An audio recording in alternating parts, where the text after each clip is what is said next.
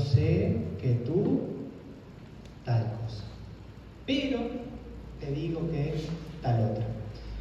Y un poco la idea que trabaja aquí el mensaje que uno puede ver es cómo en el contexto el Señor les dice, yo sé y el resto ve en ti tal cosa. Pero yo, que conozco lo profundo de tu corazón, que conozco lo profundo que pasa dentro de tu iglesia y en las personas de tu iglesia, te puedo decir tal cosa. ¿Cuál es el primer desafío que podemos ver con esto? Y la primera idea que nos tenemos que llevar en la cabeza es, cuando leamos estos textos, estamos viendo una interpelación del Señor para con esa iglesia. Y si la podemos traducir para nuestros días y a nuestra iglesia y decir, afuera cómo nos ven, o nosotros cómo nos vemos que somos como iglesia. Ahora, ¿cómo nos estará viendo el Señor? Si el Señor escribiera la carta a la iglesia que está en Torreciega, Cartagena, ¿qué diría de esta iglesia? Yo estoy muy feliz porque tú esto, porque tú lo otro, porque hacen muy buenas comidas juntos y se nota que la pasan muy bien, pero una cosa tengo con... Quizás lo primero que nos puede dejar, antes de meternos en el texto, esta serie que estamos viendo es ver esta idea de cómo el Señor tiene una mirada particular, muy penetrante, que de hecho ahora lo vamos a ver, que llega más allá de lo que vemos afuera, más allá de lo que la gente de afuera y nosotros mismos ven, sino esa profundidad que tiene el Señor. Y es el análisis que tenemos que hacer de nosotros, de nuestra iglesia. Es el desafío. El primer desafío que yo creo que nos deja este texto. Pero bueno, vamos a ahora sí a adentrarnos un poquito en lo que es el texto particularmente. Dice, escribe esta carta al ángel de la iglesia de Pérgamo. Este es el mensaje de aquel que tiene la espada aguda de doble filo. Iglesia de Pérgamo. Vamos con Pérgamo para un poquito ubicarnos en dónde estamos parados, ¿sí? En el mapa que nos había mostrado Willy, teníamos que el mensaje de las iglesias hace como un arco, ¿no? Empieza a subir y luego baja. Bueno, la iglesia de Pérgamo queda al norte de la iglesia de Esmirna que estuvimos viendo la semana pasada. Es una iglesia que está a unos 30 kilómetros del mar Egeo y quizás el dato más importante, más interesante que podemos llegar a tener es pensar de que es una iglesia que queda en una ciudad actual que se llama Bergamo, ¿sí? Digamos, las ruinas de esa ciudad donde estaba la iglesia de Pérgamo están en una ciudad actual de Turquía que se llama Bergamo, ¿sí? Y dato interesante de Pérgamo en la época, era una ciudad que tenía una biblioteca muy imponente, ¿sí? De hecho, se habla de que sería la segunda después de Alejandría en la época en importancia y en cantidad de libros y todo lo que tenían, ¿no? Y bueno, justamente tiene ese nombre y un poquito nos puede sonar alguna palabra, que es la palabra pergamino, porque dicen de que fue el lugar donde se perfeccionó la técnica de los pergaminos. Ahora, fíjense que cuando hace referencia a este lugar, habla de donde está el trono de Satanás. Y uno dice, qué definición para una ciudad, ¿no? ¿Por qué? Era una ciudad que tenía muchos cultos a muchas deidades, ¿sí? Y particularmente tenía un templo muy importante que era el templo de Zeus, ¿sí?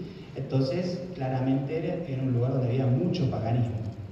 Además de esto, también se fomentaba mucho lo que era la adoración o la veneración a lo que es la figura del emperador romano.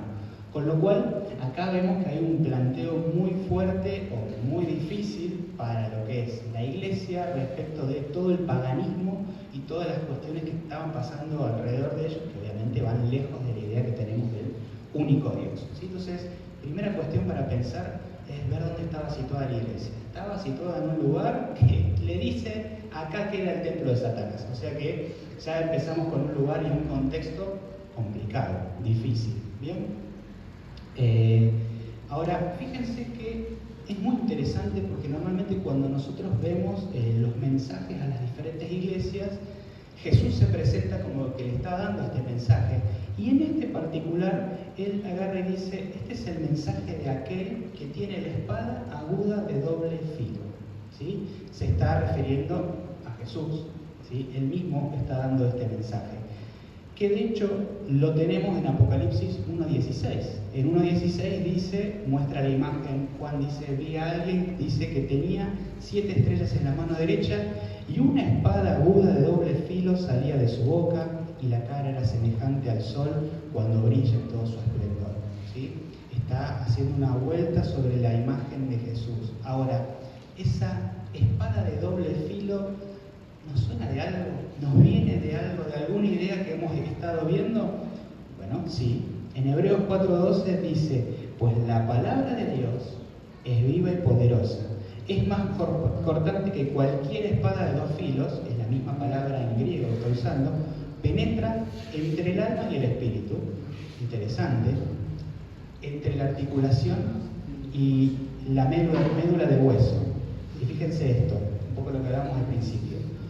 Deja al descubierto nuestros pensamientos y deseos más íntimos. Entonces Jesús, cuando Él se está presentando como quien está dándole este mensaje a la iglesia, le está diciendo, yo soy el que tiene la espada de 2 filos, el que tiene la capacidad de llegar no solamente a ver lo que ve el resto, yo veo hasta lo más profundo de tu iglesia, tu gente y cada uno de ellos. Ese Señor, esa autoridad que le está diciendo, es el que le va a dar este mensaje.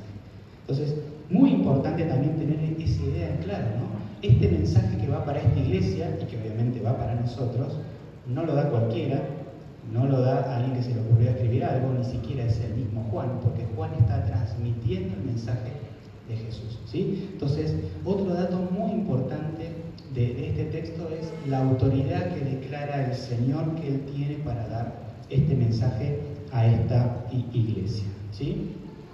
Y el texto avanza, ¿no? Y Él dice, y empieza con algo bueno, todos diríamos, qué bueno que diga esto, dice, yo conozco tus obras, dice, yo sé que vives en la ciudad donde Satanás tiene su trono, o sea que le está diciendo, yo sé que estás en un lugar muy difícil, sin embargo, has permanecido leal a mi nombre. Bien, te rehusaste a negarme, aun cuando mi fiel testigo, Antipas, murió como mártir en medio de ustedes, allí en la ciudad de Satanás, en realidad.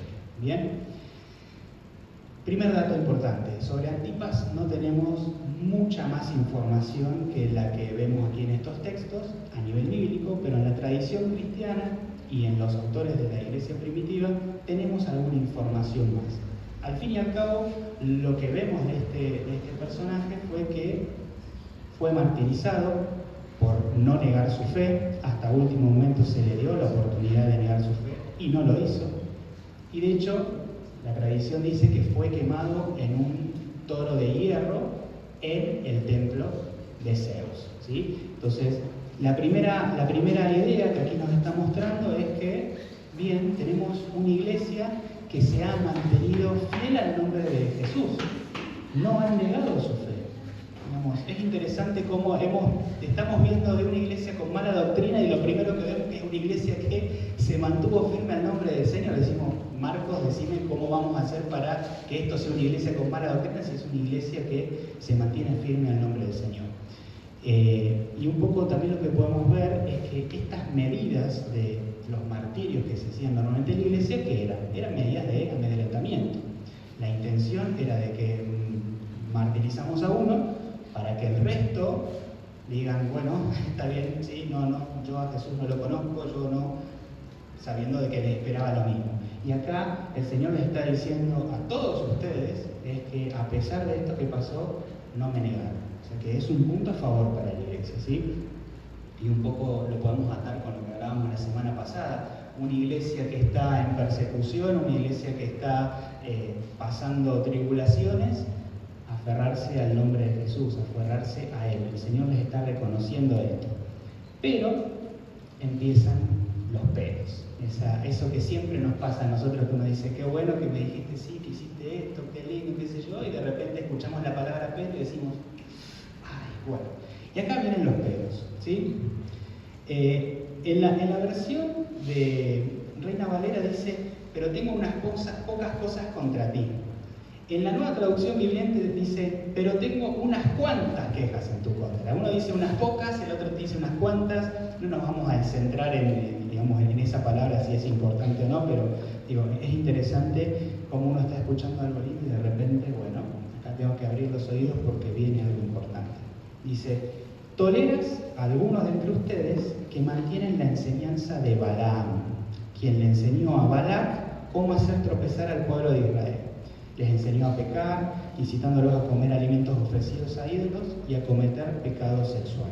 Bien, vamos a hablar un poquito de Balaam, pero no me voy a meter mucho en historia, simplemente para que lo tengan. Balaam es un personaje del Antiguo Testamento, ¿sí? Es un personaje que era reconocido por ser un adivino, un profeta en los tiempos de Moisés.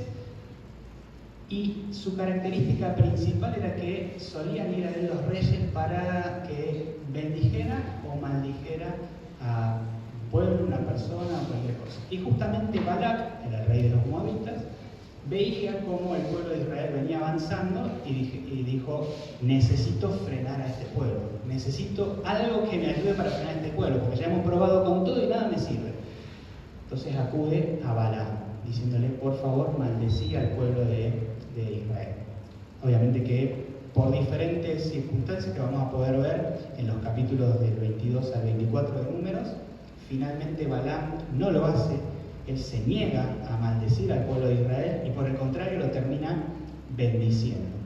Pero más adelante, en el texto, aparece cómo Balaam le terminó dando una receta mágica a Balac para poder ganarle al pueblo de Israel o para generar que el pueblo de Israel cayera en lo que no debía caer y desagradar a Dios de esa manera.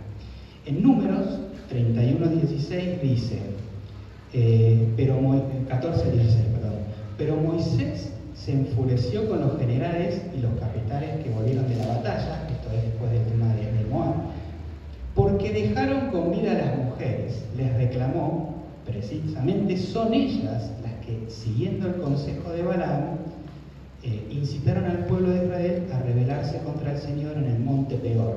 Son ellas las que causaron la plaga que hirió al pueblo del Señor. Lo que hizo aquí Balaam fue un poco de, como decimos actualmente, terrorismo interno, ¿sí? ¿Qué fue lo que hizo? Les dijo, yo no lo puedo maldecir, pero les doy una receta para que ustedes le ganen al pueblo de Israel.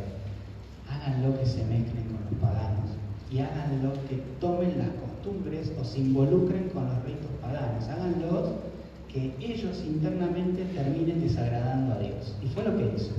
Entonces, aquí, cuando Juan está escribiendo y cuando Jesús, a través de Juan, le está comentando a la iglesia que está diciendo esto, está haciendo un paralelismo, diciéndoles a ellos, guarda que ustedes están entrando y están haciendo lo mismo que pasó con Balaam. ¿Qué fue lo que hizo Balaam con Balac? Fue generar terrorismo interno dentro del pueblo de Israel, bueno, aquí dentro de la iglesia. Ahora, ¿cómo genera terrorismo interno dentro de la iglesia aquí en Pérgamo? Bueno, estamos en un lugar, en un contexto que está lleno de dioses, llenos de cultos paganos, de ritos sexuales, un montonazo de cuestiones que claramente no agradan a Dios, y que una iglesia que dice que yo sigo al Señor, pero que por ahí, por algún miembro o por misma decisión de todos, dicen, bueno, pero participemos de esta fiesta, no vamos a dejar al pueblo solo. Ellos están haciendo esta comida que la hacen todos los años, ¿cómo la iglesia va a estar fuera de eso? Vamos y participemos. Y de repente empiezan a abrir la puerta y empiezan a agarrar los límites donde el Señor dice, no hagas esto, y dicen, bueno, para que no quedemos tan chocantes con este lugar, vamos un poquito más acá. Permitamos que esto pase, ¿sí? Y esto es lo que le está diciendo el Señor. Fíjense que aquí hace referencia a dos cosas, ¿no? Dice comer cosas sacrificadas a los ídolos, ¿sí? Y habla de cometer fornicación, ¿sí? El tema de comer cosas sacrificadas a los ídolos, en realidad, de hecho Pablo lo trabaja en 1 Corintios del 8, del 1 al 13, ¿qué dice Pablo? Lo importante no es la comida en sí, o sea, no importa de que esta barbacoa haya sido hecha para un dios pagano o haya sido en la iglesia o haya sido acá, porque en realidad la comida en sí no es el problema, la carne no es el problema es ese contexto. Y el problema es que participando de eso, lo más probable es que terminemos, como decimos en Argentina, pisando el palito y cayendo en lo que no quiere el Señor que caigamos. Entonces, el foco de la contaminación, un poco lo que habla aquí, insisto que no pasa por la comida ofrecida a los ídolos per se, sino por todo lo que hay alrededor y esos límites que nosotros dejamos abiertos para que pasen, ¿sí? Y ni hablar de la cuestión de la fornicación, que, a ver, en líneas generales, siempre que se habla del pecado sexual dentro de la iglesia, obviamente que es algo que no agrada a Dios, pero más que nada no agrada a Dios por el hecho de que distorsiona esa idea de santidad que el Señor tiene, ¿sí? Entonces, cuando abrimos la puerta a eso, va más allá del acto en sí, sino porque ese acto conlleva un montonazo de cuestiones que no hacen y no están alineados con la idea de santidad que el Señor quiere. Entonces, aquí el Señor les está diciendo, tengan mucho cuidado, porque están abriendo la puerta a cosas que van, insisto, van más allá del acto en sí. Están abriendo la puerta a alejarse del propósito que yo tengo para ustedes, a alejarse de la idea de santidad, a alejarse de esa idea de humanidad que yo creé y que está absolutamente distorsionada en este lugar, ¿sí? Pero sigue avanzando el texto, ¿sí? Las doctrinas de Balaam eran básicamente estas.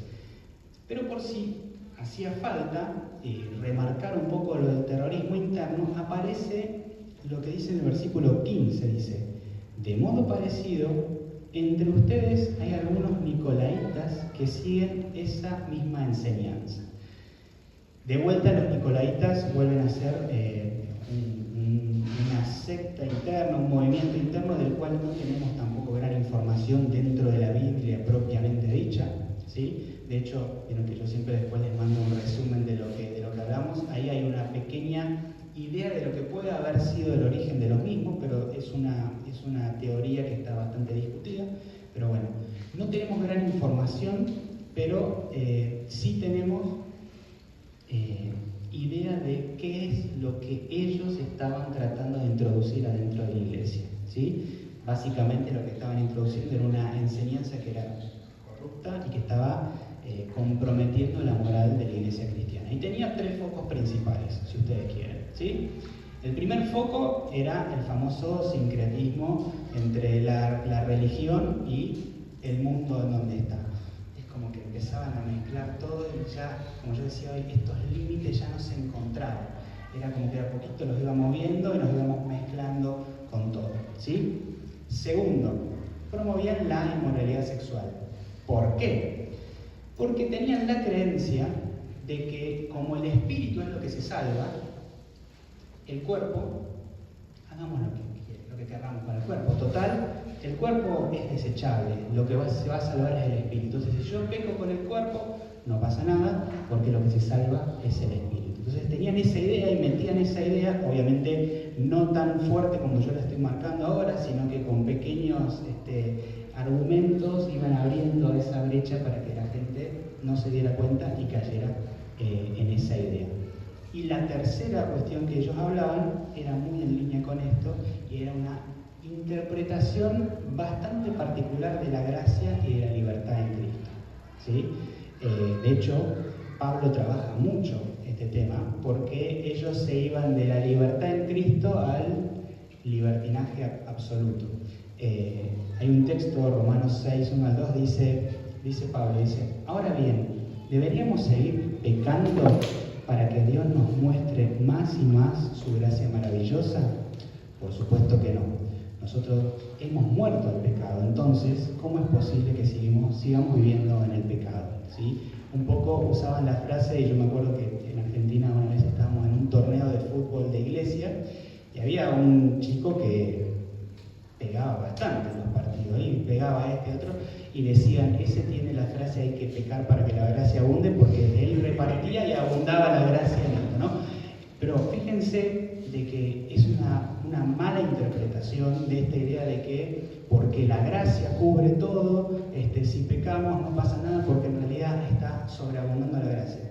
Insisto, es muy peligroso, ¿no? Esta idea, porque lo sabemos y tenemos más que claro de que el Señor es muy grande en su gracia y su gracia cubre absolutamente todo, pero tampoco es una invitación a que hagamos lo que nosotros queremos, ¿no? Entonces, acá Jesús le está escribiendo a Juan, le está diciendo a Juan que le escriba a la iglesia, esta idea. Guarda que esto de querer mezclarnos con el mundo, esto de que el cuerpo va por un lado, el espíritu por el otro, por eso podemos hacer lo que nosotros queremos, o que bueno, la libertad en Cristo es una libertad absoluta, el libertinaje, no es así. Ten cuidado porque adentro de tu iglesia hay gente que está, digamos, llevando esta idea y la está haciendo cada vez más fuerte, ¿no? Estos son ejemplos, ¿no?, de lo que ellos decían. Ahora, pensar nosotros qué es lo que tenemos alrededor nuestro y que pudiera penetrar de la misma manera entre nosotros. O qué otras iglesias conocemos donde pueden haber penetrado este tipo de doctrinas, que vuelvo a lo mismo, a veces están disfrazadas de amor, disfrazadas de tolerancia. Yo le voy a hacer el ejemplo porque no tengo ningún problema, pero, por ejemplo, la homosexualidad, que hoy es un tema fuerte dentro de nuestras iglesias y que suele ser a veces un problema. ¿Tengo que negarle el amor a una persona homosexual? Para nada, porque el Señor la ama, tanto la ama que no la quiere dejar igual como está. Pero una cosa es amar y otra cosa es avalar y tolerar en lo que está. Aquí el problema era que les estaba marcando y les estaba diciendo, tengan cuidado, que ustedes, más allá de que aman, están tolerando, avalando y haciéndolo parte de su iglesia, ¿sí? Entonces, fíjense cómo esos pequeños detalles, esas pequeñas líneas, son las que a veces sería como una enfermedad que va destruyendo de adentro hacia afuera a la iglesia. Entonces, ese es el llamado que tiene el Señor, un poco el caso de la iglesia de Pérgamo. Una iglesia que no lo niega, que frente a todo dicen, miren esta iglesia, le mataron gente y aún siguen firmes en el Evangelio. La mirada de todos afuera. El Señor se les acerca y le dice, pero yo, con la espada de doble filo que llego hasta lo profundo, veo esto. Tengan cuidado porque están empezando a abrir brechas en ustedes, están dejando que penetren cosas que no son mías y les están poniendo nombre mío, que es lo peor de todo, ¿sí? Los nicolaitas le ponían nombre de fe a estas cuestiones que les hablaba recién. Pero bueno, el Señor, amplio en su gracia y con gran amor, utiliza la frase que más podemos ver en él, que es arrepiéntete. ¿Sí? No es como diciendo, yo vi esto, así que estás condenada y listo, ya no tenés solución. No hay manera de que esto se solucione. No, por el contrario, dice, arrepiéntete de tu pecado, pero acá viene algo muy interesante. O de lo contrario, vendré a ti de repente y pelearé contra ellos con la espada de mi boca. ¿Sí? Bueno, la posibilidad del arrepentimiento creo que lo conocemos y es ese llamado claro de que cuando detectamos algo que no está bien o donde la palabra nos confronta y nos enseña el camino, es esa posibilidad de hacer ese giro, ese cambio y volverse al Señor. Pero a mí me parece muy importante aquí la advertencia que deja el Señor. Porque fíjense que no es que arrepiéntete porque te va a pasar tal cosa, porque puede suceder tal otra, es arrepiéntete porque si no, yo, Jesús, voy a ir y voy a pelear contra ellos. Yo te digo, si viene Willy enojado conmigo, si viene Samuel, que es bastante grande, yo le tendría un poco de miedo, pero si me dicen, va a venir Jesús a pelear contra vos, y yo a ella no tendría manera de soportar esto. Entonces, yo creo que la idea de este mensaje es que hay que tener mucha conciencia de cómo el Señor está preocupado por su iglesia, porque al fin y al cabo es su iglesia, y que no deja estas cuestiones que pasen así porque sí. Él está muy preocupado por su iglesia, está muy ocupado por su iglesia, y se va a ocupar. Y aquellos que introduzcan estas cuestiones y que le hagan ese mal a su iglesia, tienen que estar preparados, porque en algún momento va a venir a pelear él contra ellos. Y yo diría que, insisto, prefiero que Albert se enoje conmigo porque le dije, no, vos acá no podés por esto, por lo otro, a que venga el Señor y me diga, así que vos dejaste que esto de predicar en mi iglesia, así que vos hiciste que toda esta gente creyera o cometiera todas estas cuestiones porque para vos estaba bueno comunicarte o ser más tolerante con la sociedad o con lo que te rodea o con el pecado. Yo tendría mucho cuidado y al fin y al cabo es una muestra del amor del Señor, porque es el amor profundo que tiene por su iglesia. Es el amor profundo que lo llevó a la cruz, ¿no? Es ese amor profundo que Él entregó todo lo que tenía que entregar. Ahora, entregó todo lo que tenía viene a entregar, por ende está dispuesto a pelear con todo lo que tiene para defender a su iglesia, ¿sí? Es el amor en sus dos expresiones. Bien, entonces, muy interesante lo que dice aquí el Señor. Él está absolutamente comprometido con su iglesia y hay de aquel que haga que su iglesia caiga en estas cuestiones. Yo no quisiera estar en los pies de esa persona. Y siempre viene lo mejor que tiene el Señor cuando nos habla del arrepentimiento, siempre viene el plus, que no solamente vas a poder abandonar ese camino malo, sino que además tengo una promesa para ti, ¿sí? Y aquí viene la promesa del versículo 17, dice: todo el que tenga oídos para oír debe escuchar al Espíritu y entender lo que Él le dice a las iglesias. A todos los que salgan vencedores les daré del maná que ha sido escondido en el cielo, y le daré a cada uno una piedra blanca, y en la piedra estará grabado un nombre nuevo que nadie comprende aparte de aquel que lo recibe. Yo aquí marqué 3 elementos dentro de toda esta promesa del Señor que son muy, muy espectaculares y que claramente nos hablan de un Dios absolutamente fiel con su pueblo. Fíjense, el maná escondido, obviamente que lo podemos relacionar con lo que fue el maná que le caía del cielo al pueblo de Israel en el desierto. Básicamente yo aquí lo ato un poco con una idea de una provisión espiritual que el Señor le va a dar a sus hijos fieles en todo momento, ¿sí?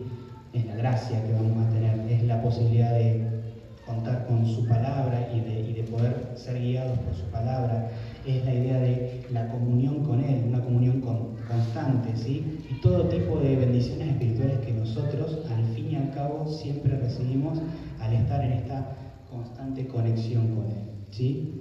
Ahora, aparece la idea de la piedrecita blanca, ¿sí? Que son ahí tres cuestiones de la antigüedad de esa época que nos van a ayudar a entender la figura de la piedrecita blanca.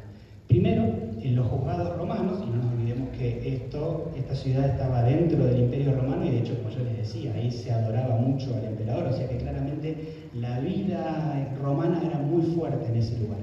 En el Imperio Romano, cuando uno iba a un tribunal, muchas veces se utilizaban unas piedrecitas blancas como una especie de moneda, por así decirlo, para marcar la absolución, ¿sí? Cuando alguien era absuelto en un caso o en algo, la piedrecita blanca podría marcar la absolución. Bueno, para nosotros claramente habla esta idea del arrepentimiento y el perdón del Señor. Ahora, había otra figura de la piedrecita blanca, que era la idea de una invitación, ya sea un banquete o una fiesta especial. A veces se entregaban algunas piedras que tenían alguna como inscripción y todo, pero eran piedrecitas blancas. Es una tarjeta un poco incómoda para llevar en el bolsillo, pero bueno, era en su momento lo que había. Y un poco también yo aquí lo relaciono a esto, ¿no? De que Él nos promete esa invitación a la eternidad con Él, ¿no? La fidelidad con Él a poder finalmente pasar una eternidad con Él.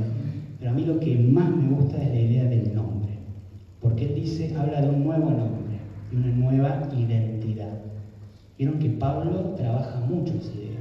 Romanos 8 para mí es un pasaje emocionante, de una profundidad increíble, porque el Señor habla de la gracia, ¿no? El Señor habla de aceptarlo al Señor, habla de morir a la esclavitud del pecado, pero después hace una aclaración que es hermosa, que dice, y yo les voy a dar a ustedes un nuevo nombre, porque ahora van a dejar de ser esclavos, sino que van a pasar a ser herederos, hijos, y coherederos con Cristo. Esta es la idea que está marcando aquí, la idea del nuevo nombre. Lo que está diciendo es, les voy a dar un nuevo nombre, pero también va a marcar esto, la idea de la liberación de la esclavitud del pecado. Ahora van a tener un nuevo nombre, una nueva identidad en mí. Van a ser mis hijos, van a compartir la gracia y la eternidad conmigo y con su coheredero, que no es más que Jesús mismo. Entonces, es una idea para mí muy linda, me parece enorme, y vuelvo a decir lo mismo. Habla de la increíble misericordia que tiene con el Señor y la salida que le marca a esta iglesia para esto, ¿sí? Entonces, yo lo que pensaba era, el mensaje a esta iglesia con estas ideas, estas pequeñas ideas que estuvimos viendo, me marcan de que, bueno, tengo que estar muy atento al contexto, tengo que estar muy atento a las corrientes que tenemos hoy dando vueltas. Yo creo que es una sociedad que claramente está cada día un pasito más lejos del Señor, eso no cabe duda, y que cada vez se va distorsionando más la imagen del ser humano, la imagen de la familia, la imagen de la comunidad misma. Son cuestiones que cada vez van a estar más lejos de la palabra del Señor, ¿no? Y en ese contexto sí es bueno analizar un poco esto que decíamos, ¿no? Fíjate que la doctrina de los nicolaitas y de esta iglesia estaba equivocada porque había ciertos límites que no hay que abrir, y está bueno sí analizar aquello que está equivocado, ¿sí? Es bueno tener la idea y la capacidad analítica de decir, bueno, esto está equivocado, esto no es, esto debería ser de otra manera, y estar atento sobre todo a las falsas doctrinas dentro de la misma iglesia. Pero a mí me supone un desafío extra, que es el desafío de decir, más allá de eso, ¿qué doctrina quiero tener yo? ¿Qué doctrina quiero que tenga mi iglesia? ¿Qué línea de pensamiento quiero tener yo y mi iglesia? Y yo me noté algunos pasajes bíblicos que me dan ideas de lo que yo quiero predicar, ¿sí? De lo que quiero que tenga mi doctrina. Y los voy a ir leyendo y a ver si podemos compartir, y voy a hacer lo mismo que hacía un pastor en una iglesia en Argentina, que siempre nos decía, y después ustedes busquen más, porque seguramente ustedes son más inteligentes que yo y van a poder sacar más ideas, y me gustaría que las compartan. Y yo les dejo ese desafío. A esto que vamos a decir ahora, estudiemos en la semana y a ver si lo podemos ampliar, y ahí en el grupo digan, miren, yo encontré 5 más que Marco, yo encontré 10 más que Marco, que no predique más Marco, pero predico yo. Pero digo, el desafío es seguir estudiando la palabra, ¿sí? Y fíjense de esto. Primera cuestión, ¿qué doctrina quiero yo en mi iglesia? Quiero una doctrina que se ponga en práctica. ¿Se acuerdan que hablábamos hace unas semanas de un estilo de vida llamado adoración? Que decíamos que más allá de una cuestión intelectual, más allá de una cuestión que realmente ha sido razonada y que la podemos poner en papeles, que la podemos escribir, es algo que necesitamos vivirlo, y tenemos que hacerlo. Y los chicos también habían aprendido de este pasaje, Mateo 7:24, dice, todo el que escucha mi enseñanza y la sigue es sabio como la persona que construye su casa sobre una roca sólida, ¿sí? No se trata solamente de escuchar, no se trata solamente de saberse de memoria de pe a pa esto, sino que se trata de ponerlo en práctica. También yo quiero una doctrina que sea transformadora, ¿sí? Que esté constantemente cambiándome, moldeándome a la imagen de Cristo. Romanos 12:2. No imiten las conductas ni las costumbres de este mundo, muy acorde a lo que le pasaba a Pérgamo, ¿no? Y que también nos puede pasar a nosotros. Más bien, dejen que Dios los transforme en personas nuevas al cambiarles la manera de pensar. Entonces aprenderán a conocer la voluntad de Dios para ustedes, la cual es buena, agradable y perfecta. ¿Qué más quiero? Quiero una doctrina que muestre frutos. Mateo 7, del 16 al 20, ¿qué decía el Señor? Pues puedes identificarlos por su fruto, es decir, por la manera en que se comportan. ¿Acaso puedes recoger uvas de los espinos o higos de los cardos? Un buen árbol produce frutos buenos y un árbol malo produce frutos malos. Un buen árbol no puede producir frutos malos y un árbol malo no puede producir frutos buenos. Por lo tanto, todo árbol que no produce frutos buenos se corta y se arroja al fuego. Así es, de la misma manera que puedes identificar un árbol por su fruto, puedes identificar a la gente por sus acciones. Que la gente pueda identificar cuál es nuestra doctrina, no solamente porque la tenemos escrita en una declaración de fe o en una palabra, en la pared o en algo, sino que la puedan identificar en nosotros, que sean frutos de nuestra vida. Yo también quiero que sea una doctrina que se enseña, una doctrina que no se guarda, una doctrina que se comparte. Mateo 28, la gran comisión del Señor dice, por lo tanto vayan y hagan discípulos de todas las naciones, bautizándolos en el nombre del Padre, del Hijo y del Espíritu Santo. Enseñen a los nuevos discípulos a obedecer todos los mandatos que les he dado, y tengan por seguro esto, que estoy con ustedes siempre hasta el fin de los tiempos. Y acá viene un detalle que lo quiero usar para unir la anterior y esta. Una doctrina que da frutos y una doctrina que se enseña. Escuchen esto, 2 Corintios 3:2. Esto lo dice Pablo. La única carta de recomendación que necesitamos son ustedes mismos. Sus vidas son una carta escrita en nuestro corazón. Todos pueden leerla y reconocer el buen trabajo que hicimos entre ustedes. ¿Qué es esto? Está hablando de una iglesia que muestra esa enseñanza que Pablo les dejó. Pablo trabajó en esa iglesia, les trajo el evangelio, los hizo crecer, y el resto puede ver y decir, estos tienen buena doctrina. Entonces, una doctrina que se enseña y que al mismo tiempo es una carta, un testimonio para los demás. Eso es lo que quiero, vidas cambiadas que puedan transmitir eso. Ahora, puedo tener todo lo anterior, puedo tener todo lo que yo quiero, pero si me falta qué, no sirve para nada. Exactamente. Si no tiene amor, no sirve para nada. Entonces yo quiero que la doctrina que nosotros prediquemos, y vuelvo a lo que decíamos más temprano, amor no es lo mismo que tolerar y no es lo mismo que permitir o que avalar cosas. Estoy hablando de amor, amor profundo, amor que no tolera, sino que no deja igual, que es otra cosa.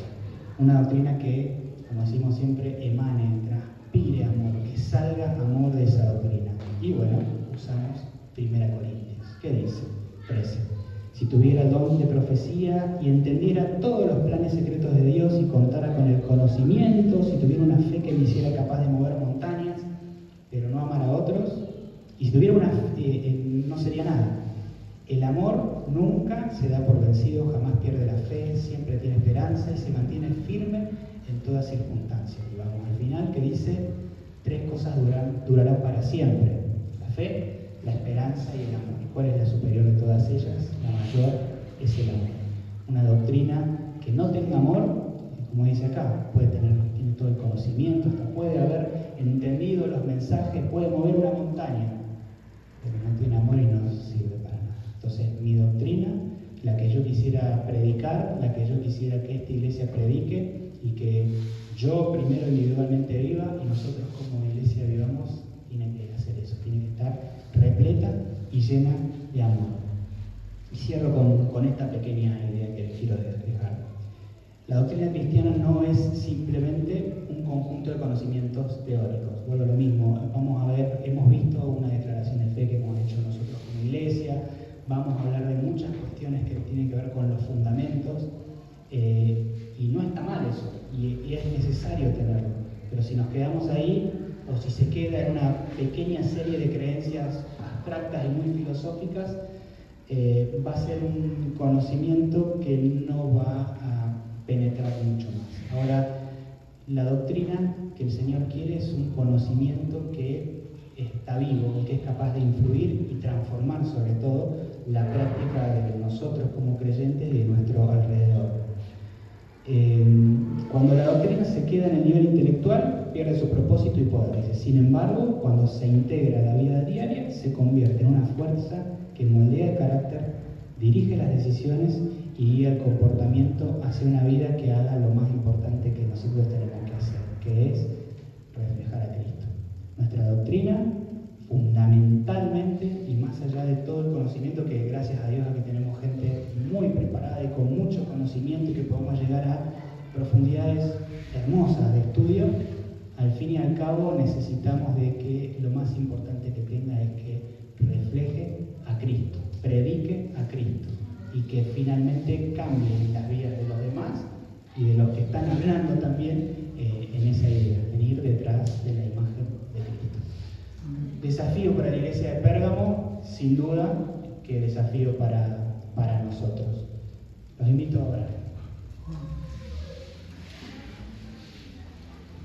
Señor, te damos gracias porque tu palabra es muy clara. Tu palabra nos habla de tu amor, tu palabra nos habla de que sos un Dios que está absolutamente preocupado por tu iglesia. Señor, te pedimos que nos ayudes a ser responsables con eso, Señor, que tengamos en nuestra mente lo que implica esa idea, Señor, y que nuestra doctrina pueda ser una doctrina sana, que podamos predicar un evangelio sano, fundamentalmente un evangelio que esté absolutamente alineado a tu palabra, a ti. Señor, que la gente pueda ver reflejado y puedan decir estos creen en Jesús, estos creen en Cristo, y no esta personas son más o menos inteligentes o estas personas tienen algún tipo de creencia, Señor, que puedan identificar claramente en cada detalle tu persona en nosotros, Señor, que podamos ser una iglesia que emane el amor de Cristo a los demás, Señor, un amor tan profundo que es capaz de acercarse, que es capaz de abrazar en la peor condición, pero por sobre todas las cosas, transforma vidas, cambia vidas, acerca a vidas a tu nombre, Señor. Te pedimos que nos ayudes, que nos des luz, que nos guíes, que podamos cumplir ese propósito que tú tienes para nosotros. Te damos muchísimas gracias porque es un privilegio para nosotros poder ser parte de tu pueblo y poder hacer estas cosas. En el nombre del Señor Jesús, amén.